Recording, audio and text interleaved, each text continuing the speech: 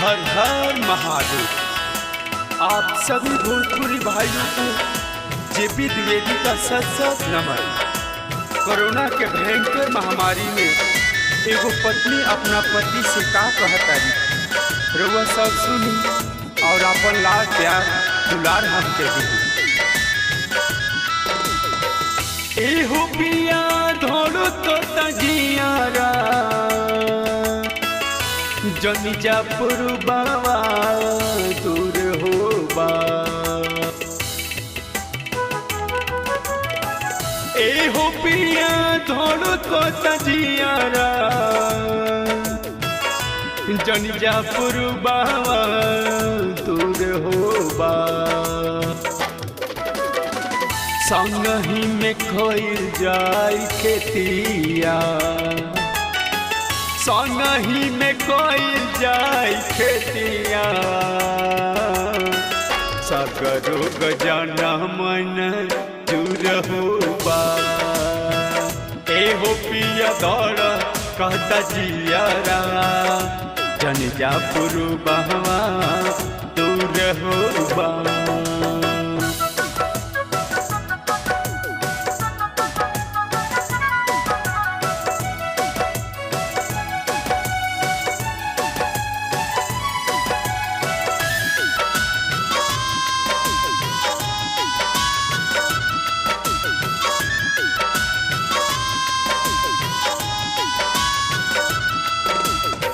नाही चाही गहना साड़ी, चाही तोहर संगवा।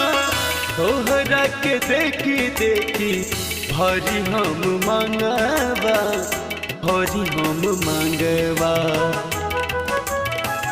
नाही चाही गहना साड़ी, चाही तोहर संगवा।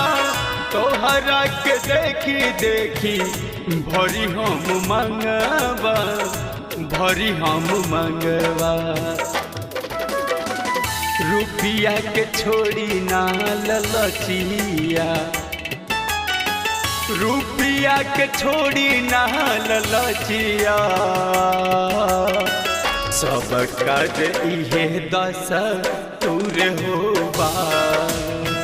एहो पिया धड़ कहता जियारा जनिजा पुरबावा दूर होबा।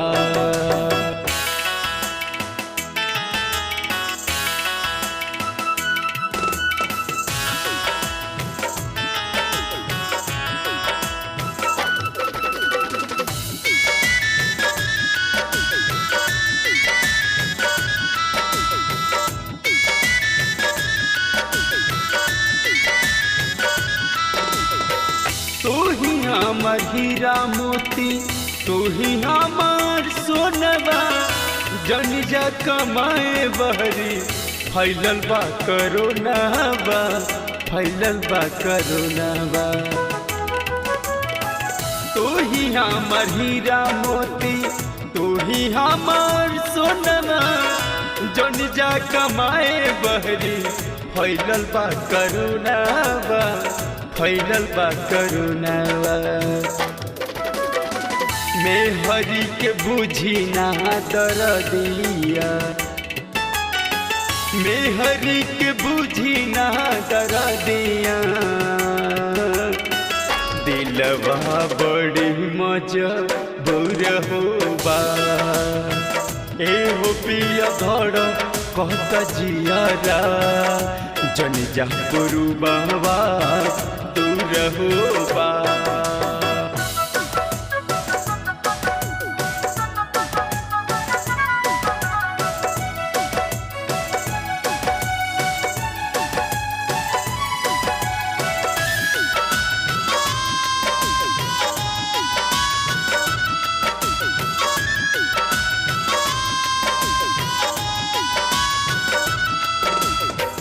आइल महामारी ऐसन जाता सबके जानवा। नौकरी के जिद छोड़ी मानी मोर कहनवा, मानी मोर कहनवा। आइल महामारी ऐसन जाता सबके जानवा। नौकरी के जिद छोड़ी मानी मोर कहनवा, मानी मोर कहनवा।